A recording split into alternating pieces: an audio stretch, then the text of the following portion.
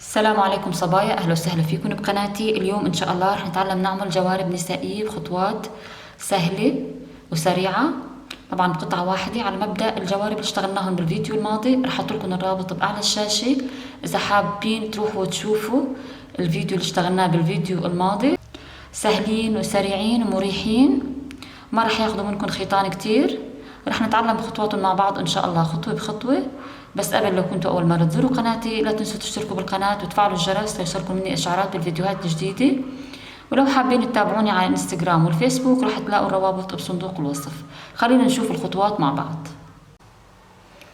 جوارب اليوم كتير سهلين. لاحظوا أنا نسقت لونين،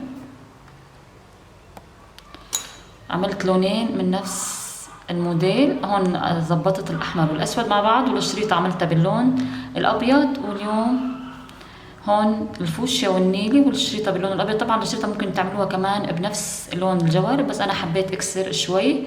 كتير حلوين باللبس وخفيفين وسهلين وسريعين، نفس فكرة الفيديو الماضي، بس حبيت دخل اليوم هون شوي، غيرت بالقسم العلوي من الجوارب هيك حتى أعطي شكل جديد. إن شاء الله يا رب الفكرة تعجبكم. لو حبيتوا الفكرة حطوا لي لايك وشيروا الفيديو مع أصدقائكم ليوصل أكبر عدد من الأشخاص. وكمان لو حابين تشوفوا مزيد من الفيديوهات، أنا نظمت لكم كل روابط الفيديوهات بقائمة تشغيل حتى تفوتوا تشوفوها. رح تلاقوها كفيديو مقترح بأعلى الشاشة، وكمان رح أحط لكم إياها بصندوق الوصف وبأول تعليق لتفوتوا وتشيكوا على الفيديوهات الموجودة بقائمة التشغيل. استعملت اليوم خيط من ناكو حريم السلطان، هو خيط تركي أكريليك. طبعا هني مقترحين علي سنارة مقاس 3 ملم، وأنا استعملت نفس مقاس السنارة 3 ملم، ما غيرت. أخذوا مني جوارب تقريبا حوالي 40 جرام، واللون الأبيض شي بسيط، واللون النيلي كمان تقريبا حوالي 10 جرامات. يعني اللون الأبيض واللون النيلي عبارة عن بواقي خيطان. شوفوا أنا هون عملته باللون الأحمر كمان نفس الشي، ورجعت هون عملته باللون الفوشيا والنيلي. فيكم تنسقوا الألوان مثل ما بتحبوا، غيروا الألوان على حسب ذوقكم، على حسب البيجامات اللي عندكم بالبيت، على حسب كيف حابين تلبسون بكرة بالشتاء. كتير سهلين وبسيطين. خلينا نشوف خطواتهم مع بعض. بالبداية رح نبدأ بعدة البداية،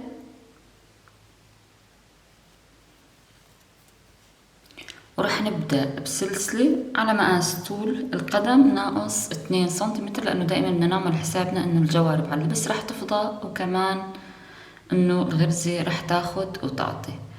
رح أبدأ اليوم أنا ب40 سلسلة، 2 3 4 5. طول السلسلة طلع عندي 20 سنتيمتر. طبعا اليوم أنا المقاس 38 39، كمان ممكن بلبس 37 38. لو حبيتي تزودي مقاس لل40 مثلا 41 ممكن تزودي سلسلتين. لو حبيتي تنقصي 36 37 نقصي سلسلتين عن عدد السلاسل. هلا هون رح اتجاوز سلسلة 2 وروح للثالثة، الف الخيط على السنارة وادخل بالسلسلة الثالثة واعمل غرزة نصف عمود، واللي بعدها كمان غرزة نصف عمود، ورح اكمل هيك لاخر الدور. كل سلسلة معي رح اعمل غرزة نصف عمود، رح اكمل ليخلصوا باقي السلاسل. لف الخيط على السنارة، ادخل اسحب الخيط، عندي 3 حلقات على السنارة، رح اسحب واطلع من الكل سوا، ورح اكمل.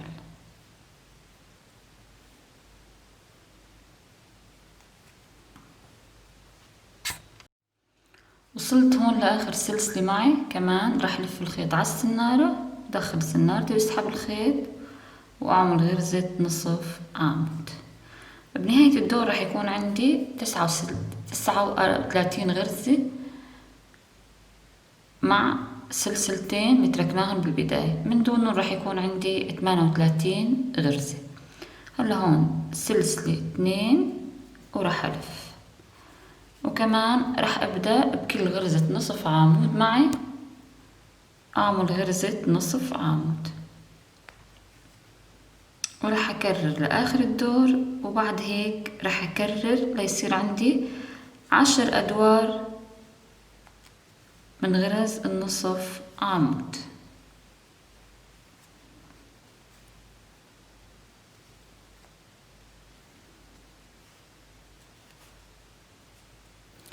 راح نبدأ نكرر ليصير عنا 10 أدوار. هون أنا كررت 10 أدوار من غرز النصف عمود، تقريبا راح يكونوا حوالي 8 سنتيمتر، 8.5 سنتيمتر تقريبا. شايفين 8 سنتيمتر. هلا هون راح ابدأ ادخل اللون الثاني. لاحظي هون انا عديت 20 غرزة وحطيت علامة. هلا هون راح ابدأ ادخل اللون الثاني. طبعا هون 20 عديناهم، راح يبقى عندي بالجزء الثاني 19 غرزة، بما انه نحن قلنا عنا 39 غرزة. هلا هون انا راح ادخل اللون الثاني. طبعا مثل ما قلنا فيكم تنسقوا الالوان على كيفكم براحتكم. اخر غرزة معي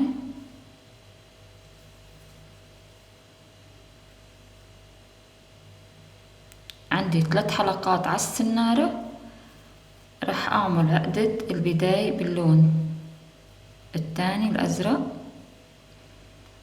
واسحب الخيط.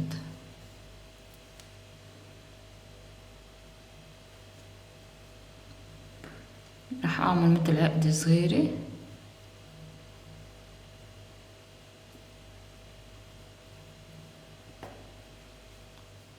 بداية الدور. دائما راح ارتفع بالخيطين سوا، حلقة 2، راح لف. هلا هون راح اخد اللون الازرق، وطبعا ممشي معي اللون الزهر الثاني. راح لف الخيط على السنارة وروح للغرزة اللي بعدها مباشرة، دخل الخيط، عفوا دخل السنارة واسحب الخيط. عندي 3 حلقات لانه هدول راح يعتبروا وحدة، راح اسحب واطلع من حلقتين،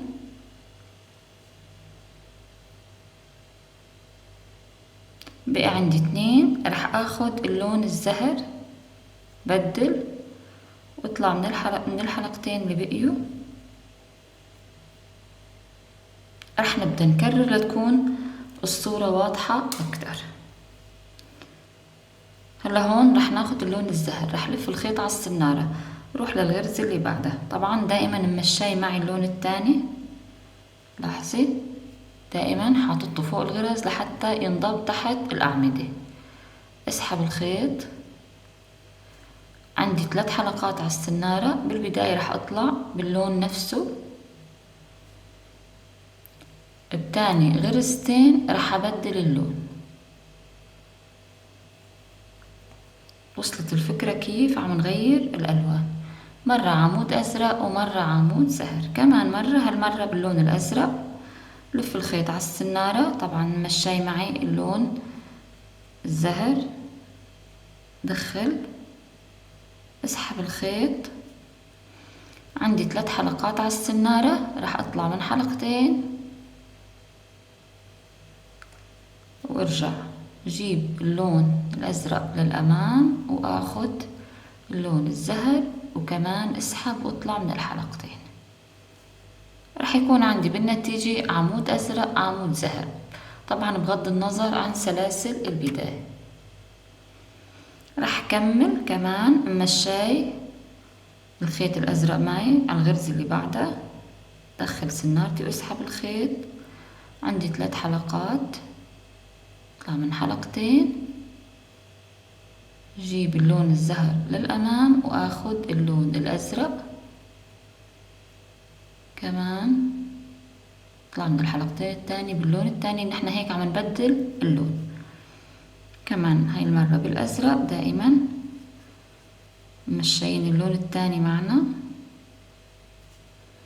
عندي 3 حلقات على السنارة، راح اطلع من 2 اخد اللون الثاني. لاحظي كيف عم يصير عندي عمود ازرق، عمود زهر، عمود ازرق، عمود زهر. راح اكمل، طبعا راح نكمل هيك نحن لحد ما نوصل. لاحظي عندي 3 حلقات على السنارة، راح بدل اللون. طبعا راح اكمل لحد ما اوصل لعند العلامة دائما.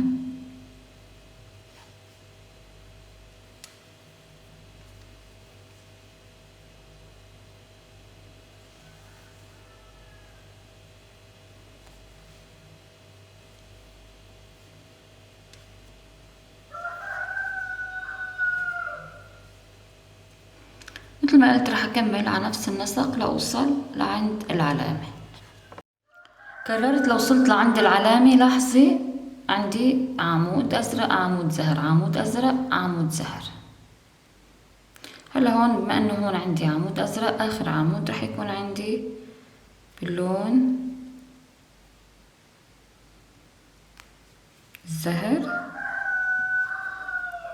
كالعادة بآخر الدور. بس لاحظوا عندي 2 على السنارة، راح اخد اللونين سوا وارتفع كمان بسلسلة ولف. هالمرة راح نبدأ ناخد اللون حسب اللون اللي العمود اللي بعده. راح نشوف شو العمود اللي بعده نشتغل. عندي هون العمود الثاني ازرق، راح اخد اللون الازرق، لف الخيط على السنارة، ادخل باللون الازرق، اسحب الخيط. عندي 3 حلقات، اطلع من 2 وارجع اخد اللون الزهر واسحب واطلع منه. وراح نكمل هيك بالزهر، نعمل زهر، وبالازرق راح ارجع اكرر واشتغلوا باللون الازرق. هلا هون زهر، عندي حلقتين، راح اطلع من حلقتين وارجع اخد اللون الازرق.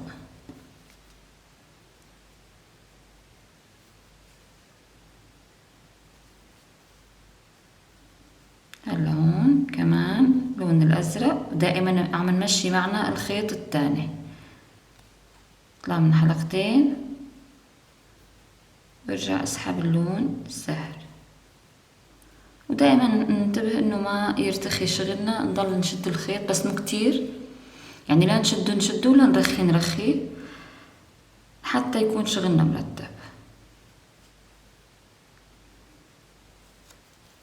دائما عم نرجع ونبدل اللون، بكل غرزة عم نبدل اللون. طلعنا من 2، راح ارجع اسحب الخيط واطلع من 2. طبعا راح نكرر نفس الخطوات لحد ما اوصل لاخر الدور.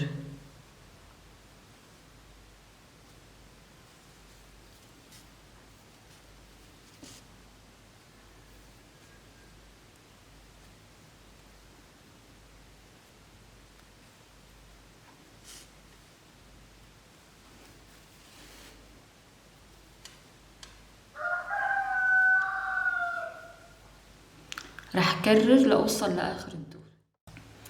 كررت لوصلت لآخر الدور. هلا هون عندي لاحظي صرت باللون الأزرق، راح اخد اللون الأزرق، اسحب الخيط، عندي حلقتين وراح ارجع اسحب اللون الزهر. بقي عندي اخر غرزة هون، دائما انتبهوا لها، السلسلتين اللي عم نرتفع فيهم. راح ادخل سنارتي، اسحب الخيط، عندي حلقتين على السنارة، راح اطلع من 2 باللون الزهر، ودائما 2 اللي باخر الدور راح نسحب ونطلع من ال2 سوا، وراح ارتفع بسلسلة 2 ولف. هلا هون مثل ما قلنا راح نشوف شو هو اللون اللي بعده، وراح نبدأ نسحب الخيط. حسب اللون العمود اللي بعده. عندي ازرق، راح ادخل واعمل عمود باللون الازرق.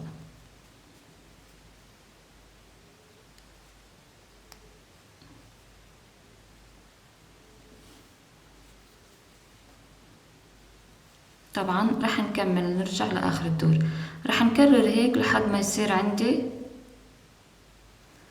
7 ادوار.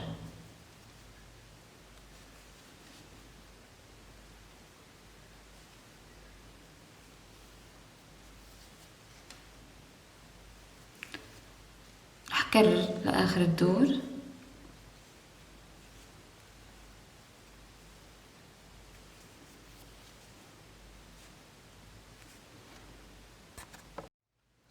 كررت. لاحظوا كيف عم يكون عنا الالوان كل خط بخطه عم يعطوا جمالية كتير حلوة.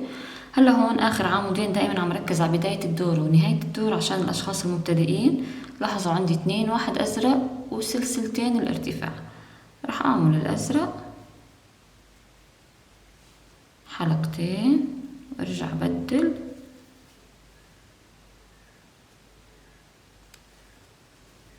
بقي عندي اخر غرزة معي هون.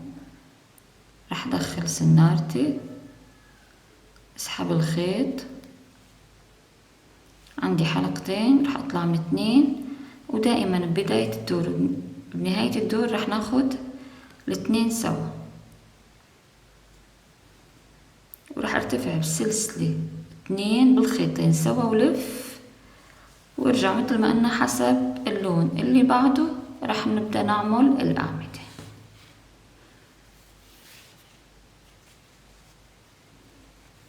عندي أزرق، راح نعمل أزرق،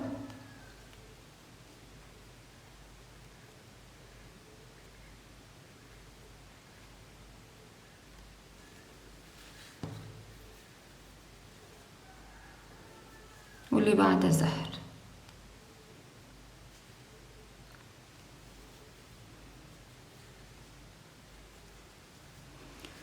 مثل ما قلنا راح اكرر لحد ما يصير عندي 7 ادوار. شوفي انا هون كررت 7 ادوار، 1 2 3 4 5 6 7. هلا هون راح اقص اللون الازرق مع حاجته.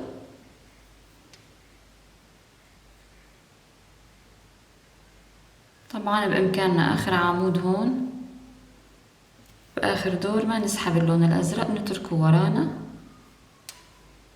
ونشتغل العمود كامل باللون الزهر.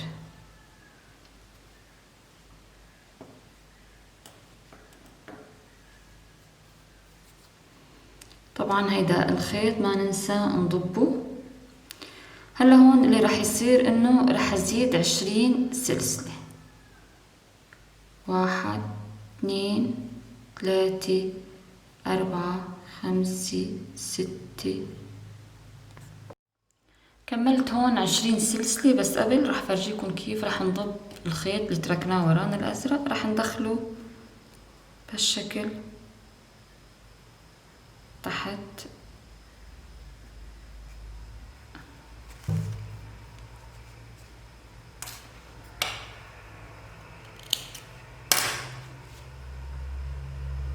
هلا هون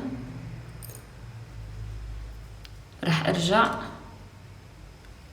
للسلسلة اللي زودناها وراح ابدأ كمان. راح نرجع هون نرجع نشتغل غرز نصف عمود. راح اترك 1 2 واروح للثالثة وابدأ اعمل فيها غرزة نصف عمود. كمان بالسلسلة اللي بعدها غرزة نصف عمود، واللي بعدها كمان.